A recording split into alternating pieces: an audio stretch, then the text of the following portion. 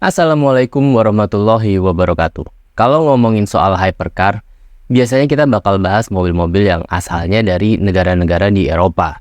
Tapi hypercar yang satu ini cukup spesial karena berasal dari negara tetangga kita. Ya bukan tetangga terdekat sih, tapi setidaknya lebih dekat daripada negara-negara di Eropa sana. Dan ternyata walaupun mereknya nggak banyak kedengeran, tapi ternyata udah punya sejarah lama di dunia motorsport. Nah, di video kali ini saya akan ajak kalian untuk gibahin sebuah track only hypercar lagi, yaitu Brabham BT62.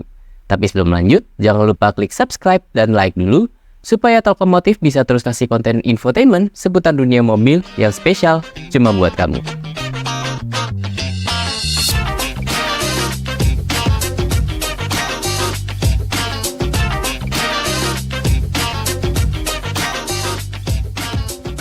Menyandang status sebagai track only hypercar, artinya BT62 menyandang beban yang cukup berat sebetulnya. Status ini biasanya disandang oleh berbagai merek asal Eropa yang emang udah terkenal memproduksi berbagai mobil high performance kayak Ferrari, Lamborghini, bahkan hingga Bugatti. Tapi memang BT62 nggak bisa dipandang sebelah mata. Brabham membangun mobil ini dengan serius. David Brabham sebagai pendiri dari Brabham Automotive merupakan seorang pembalap Le Mans 24 Hours. Dia udah tahulah racikan luar dalam sebuah mobil balap kompetisi kayak gimana. Dan ayah dari David Brabham, yaitu Sir Jack Brabham, adalah pembalap Formula One di era tahun 60-an. Jadi kita kayaknya nggak bisa berargumen kalau merek Brabham adalah anak baru di dunia mobil high performance. Makanya ketika mereka membangun BT62, mobil ini bisa menawarkan experience yang sensasinya sama kayak mobil balap asli.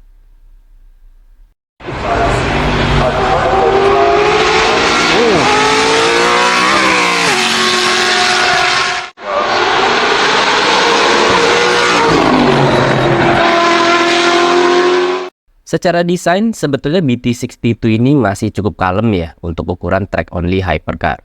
Nggak ekstrim dan justru kelihatannya malah kayak sebuah supercar yang kemudian di-upgrade untuk jadi sebuah track only hypercar. Lekukan-lekukan desainnya masih enak dilihat dan masih bisa dinikmatin. Tapi walaupun kesannya kayak begitu, bukan berarti mobil ini minim aspek teknis. Brabham mendesain dan membangun BT62 dengan prinsip yang sama dengan membangun sebuah mobil balap kompetisi.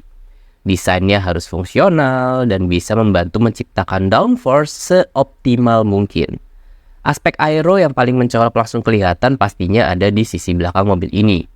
Ada rear wing dan rear diffuser besar yang nggak mungkin bisa luput dari pandangan lah.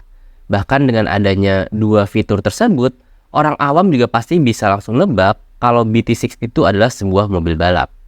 Hasil dari seluruh aerodinamika yang diterapkan di BT62 mampu memberikan tekanan downforce hingga 1.200 kg alias 1,2 ton. Dan secara teori, walaupun belum pernah terbukti ya, dengan tekanan downforce sebesar ini dan dengan bobot mobil yang lebih ringan dari tekanan downforce-nya, artinya mobil ini bisa berjalan terbalik di langit-langit. Bener atau enggak? Nggak tahu, itu kan berdasarkan teori sains. Walaupun kata David Brabham sendiri, itu agak omong kosong lah ya, karena nggak sesederhana itu. Misalnya aja, pertimbangan liquid atau pelumas atau bensin dan lainnya, yang ketika dalam posisi kebalik, kan pasti nggak bisa mengalir dengan benar juga jadinya kan.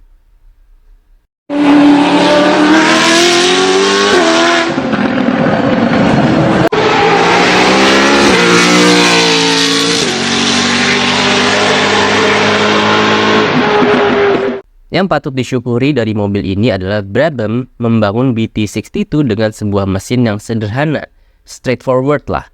Nggak ada hybrid-hybrid dengan embel-embel bantuan motor elektrik. Brabham menggunakan mesin dari Ford sebagai dasarnya, kemudian mereka kulik sendiri supaya bisa lebih sesuai dengan karakter yang mereka pengen.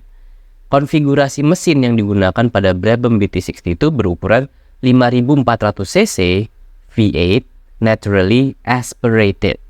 Mesin Ford hasil kulikannya Brabham ini bisa menghasilkan output tenaga hingga 700 horsepower dan total torsi hingga 667 Nm. Buat ukuran hypercar, sebetulnya output power segitu tuh kurang meyakinkan ya. Biasanya kan udah sampai angka 1000 horsepower atau mepet-mepet hampir 1000 deh. Tapi yang perlu dilihat juga adalah total bobotnya BT62 yang cuma seberat 972 kg doang. Ini mungkin mirip-mirip sama bobotnya LCGC hatchback kali ya. Dengan power sebesar itu, dikombinasikan dengan bobot seringan itu, BT62 punya power to weight ratio sebesar 732 horsepower per ton.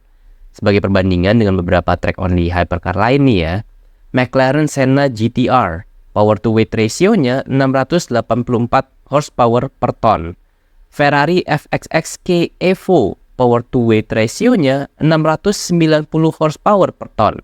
Palingan yang bisa ngalahin kayak Aston Martin Valkyrie dengan rasionya sebesar 1100-an horsepower per ton dan Bugatti Bolide yang rasionya sekitar 1400-an horsepower per ton. Dengan seluruh angka output dari BT62, sayangnya emang Brabham belum rilis angka performa macam figur akselerasinya.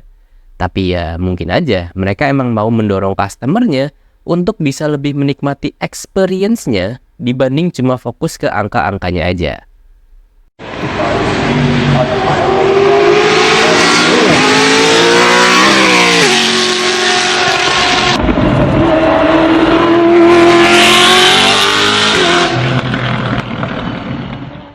Kalau bicara soal harganya BT62, inilah letak kontroversi. Nggak juga sih, nggak segitunya sih. Tapi jadi gini, ada beberapa orang yang menganggap harga yang ditawarkan oleh Brabham untuk BT62 itu terlalu tinggi. Dengan jumlah produksi yang terbatas cuma 70 unit aja, BT62 dibanderol sebesar 1 juta pound sterling. Hal ini dianggap agak offside, mengingat Brabham kan relatif baru ya. Tapi kok beraninya nawarin dengan harga langsung setinggi itu. Dan bahkan harga ini pun masih bisa ditambah opsi untuk mengkonversi BT62 jadi road legal atau street legal dengan biaya tambahan sebesar 150.000 pound sterling. Tapi ya rasanya kalau buat sultan yang emang menghargai sejarah, mereka pasti akan dengan senang hati sih langsung bayarin mobil ini. Punya driving experience kayak mobil balap dari merek yang udah punya sejarah panjang di dunia balap. Kurang apa lagi coba? Nah, itulah tadi gibahan kita tentang Brabham BT62, sebuah track-only hypercar asal Australia yang surprisingly ternyata sudah punya sejarah di dunia balap selama beberapa dekade lamanya. Oke, sebagai penutup, terima kasih sudah menonton video ini sampai habis. Jangan lupa subscribe dan like video ini. Dan sampai ketemu lagi di video monolog berikutnya. Wassalamualaikum warahmatullahi wabarakatuh.